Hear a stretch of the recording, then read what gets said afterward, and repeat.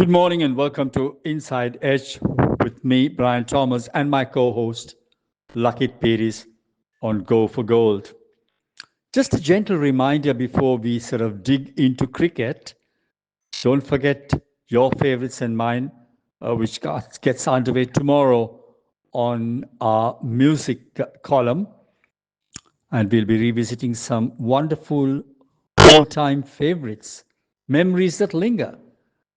And some of the songs you'll hear and the lyrics, well, is fascinating. And some of those songs, I reckon, we definitely grew up as senior citizens, if you're listening to this, wearing younger men's clothes. So look forward for that. Now, on to cricket. Sri Lanka will be very disappointed, I reckon, got undone by 45 runs. That's a lot of runs, especially in a T20 game. School of thought, well, could not we have played Dinesh Chandimal? I just want to remind all our listeners, I mean, no player is guilty of not trying his best. But sometimes you have a bad day. It's like you and me having a bad day in office or at home. I reckon that was what went wrong in Sri Lanka's approach.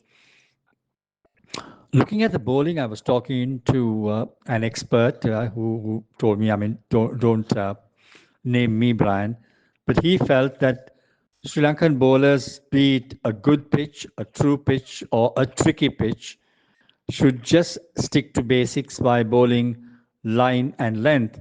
When you try to buy wickets, then you can get carted. I think that was what Mohammad Abbas did when Pakistan played against South Africa in that vital first test. Remember that he took 6 wickets for 34 and he nearly took Pakistan home in that memorable test match. And if you watch the match or even go back and watch the replays, you will see that he did just the basics line, length, not trying anything innovative. And that is where I think Sri Lanka basically lacked trying to buy wickets.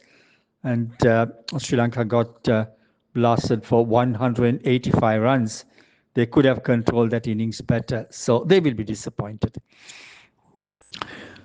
The Sri Lankan fans all around, some of them who called me said, we sincerely hope 2025 will be a brighter future for Sri Lanka's cricket. Well, let's all hope uh, your wishes will come true. But remember, the third and final T20 is coming up on the 2nd of January 2025 up in Auckland. So we'll keep our eyes focused on that as well. Team selection, that'll be a debate. Will Sri Lanka try out any experiments? I obviously foresee the Black Caps, who have already won the series, trying out uh, some of their bench strength. Wait and see. India obviously will be disappointed losing the fourth test by 184 runs. All credit should go to Australia. The grit they had in fighting back after not scalping any wickets in the second session. And mind you, India went in for tea with 113 for three, and a draw was definitely inevitable. And that's what I call the grit of Aussie cricket. Just one controversy: Jaiswal's dismissal. None of us are here to judge technology or what the umpire has to judge because that's unfair. But Ricky Ponting, the former Australian captain, and Simon Toffel, one of the world's best on-field umpires during his time, have run through the videos very carefully, and they have said definitely Jaiswal nicked it with the glove, so he was out.